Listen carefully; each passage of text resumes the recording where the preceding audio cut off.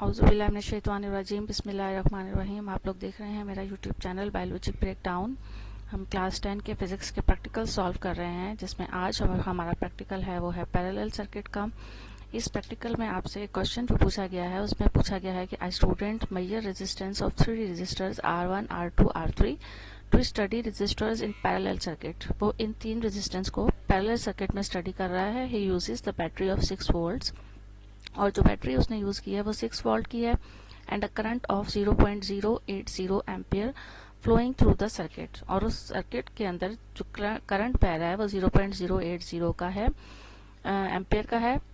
Different values of current in terms of resistors R1, R2 and R3 are shown. आपको current resistance की जो है वो different values show की गई हैं यहाँ पर रेजिस्टर्स की टर्म में। तो ये टेबल है, टेबल में जो है वो आपको वोल्ट जो है वो गिवन है जो कि 6 है कांस्टेंट, और ये एम्पियर आपको यानी करंट आपको दिया गया है जो कि 0.013, 0.012 और 0.013 है। तो अगर हमें R1 की वैल्यू फाइंड करनी होगी तो हम क्या करेंगे, हम वोल्ट को एम्पियर से जो है वो डिवाइड कर देंगे, 6 को डिवाइड करेंगे 0.013 से, तो हमें 462 R1 वैल्यू फाइंड हो जाएगी। इसी तरह से जब जो करंट हमें यहाँ पर दिया हुआ है 0.027 जो कि I2 है, इसको सिमिलरली हम R2 फाइंड करने के लिए जब हम वोल्ट को 6 को डिवाइड करेंगे 0.027 से, तो हमें R2 की वैल्यू फाइंड हो जाएगी। और I3 की वैल्यू दी हुई है, तो हम इसी तरह से R3 की वैल्यू भी फाइंड कर लेंगे। हम 6 को डिवाइड करेंगे 0.040 से, तो हमें 150 R3 फाइंड हो जाएगा। तो हमें यहाँ पर R1, R2 और R3 फाइंड हो गए हैं। अब जो हमारे पास फॉर्मूला होता है पैरेलल सर्किट पे रेजिस्टेंस फाइंड करने का, इक्विवेलेंट रेजिस्टेंस फाइंड करने का, वो होता है 1 divided by R total is equal to 1 divided by R1 plus 1 divided by R2 plus 1 divided by R3। तो इस फार्मूले के अंदर हम इन वैल्यूज को पुट करके 75 को हम जो है वो इसकी R की वैल्यू जो है वो फाइंड कर सकते हैं। क्वेश्चन यहाँ हमसे पूछा गया है कि what is the formula to calculate the total resistance of resistors connected in parallel. तो ये एक फार्मूला दिया गया है जो कि आपको बताया कि टोटल रेजिस्टेंस पैरेलल में फाइंड करने के लिए ये वाला फार्मूला जो है वो इस्तेमाल किया जाता है। To find total take in the reciprocal of the sum का जो है वो रेसिप्रोकल्स का सम लिया जाता है और आपको टोटल रेजिस्टेंस फाइंड हो जाती है। इसी तरह से क्वेश्चन नंबर 2 आपसे पूछा गया है कि what does the total resistance in parallel circuit decrease when more resistors are added. तो ये बहुत इंपॉर्टेंट क्वेश्चन है कि अगर वो आपसे ये पूछ रहे हैं कि अगर टोटल रेजिस्टेंस पैरेलल सर्किट में डिक्रीज कर दी जाएगी तो जो रेजिस्टर्स हैं, जब ज्यादा रेजिस्टर्स ऐड होंगे तो क्या होगा अगर टोटल रेजिस्टेंस जो है वो पैरेलल सर्किट में डिक्रीज कर दी जाएगी।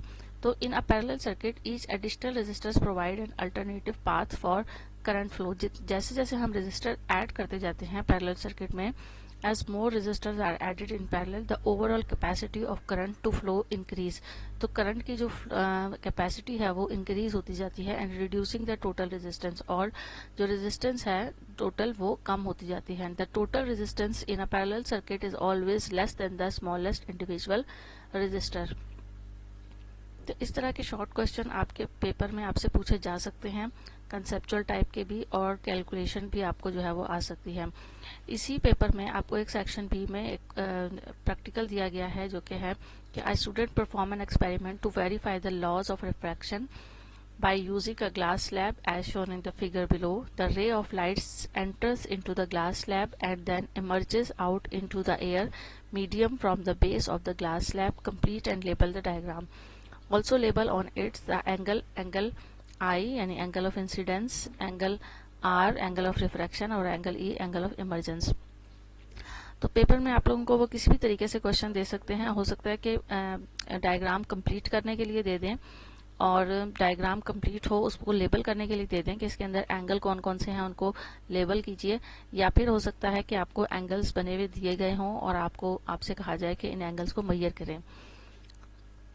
तो ये इस तरह की एक डायग्राम अगर आती है तो आपको पता होना चाहिए कि ये जो रे है ये इंसिडेंट रे है जो कि किसी मीडियम के साथ टकरा रही है, और यहाँ पर जो एंगल बनता है नॉर्मल के साथ इंसिडेंट रे का, वो एंगल ऑफ इंसिडेंस होता है। और इसी तरह से जो लाइट आगे जाके जब दूसरे मीडियम में जो लाइट दाखिल हो रही है, ये एंगल ऑफ यहाँ नॉर्मल रे के साथ जो एंगल बनेगा वो एंगल ऑफ रिफ्रैक्शन होगा।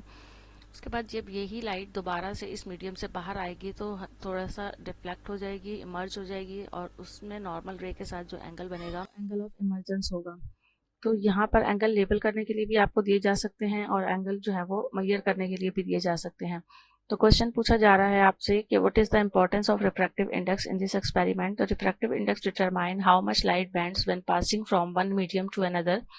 रिफ्रैक्टिव इंडेक्स क्या होता है कि कितनी लाइट जो है वो बेंड हुई है एक मीडियम से दूसरे मीडियम में दाखिल होते वक्त। In this experiment it helps to verify Snell's law by calculating the ratio of the sine of the angle of incidence to the sine of the angle of refraction which should remains constant for a given slab।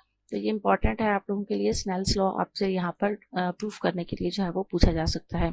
What is the refractive ray bend towards the normal when light enters the glass slab? क्या refractive रे कितनी bend होगी towards the normal? The refractive ray bends towards the normal when light passes from a lens dense medium air into denser medium glass because the speed of light decreases in the denser medium and this bending towards the normal flow Snell's law। तो ये जो bending होती है एक medium से दूसरे medium में दाखिल होते वक्त जो रिफ्रैक्शन होती है उसे जो है वो स्नेल्स लॉ कहा जाता है।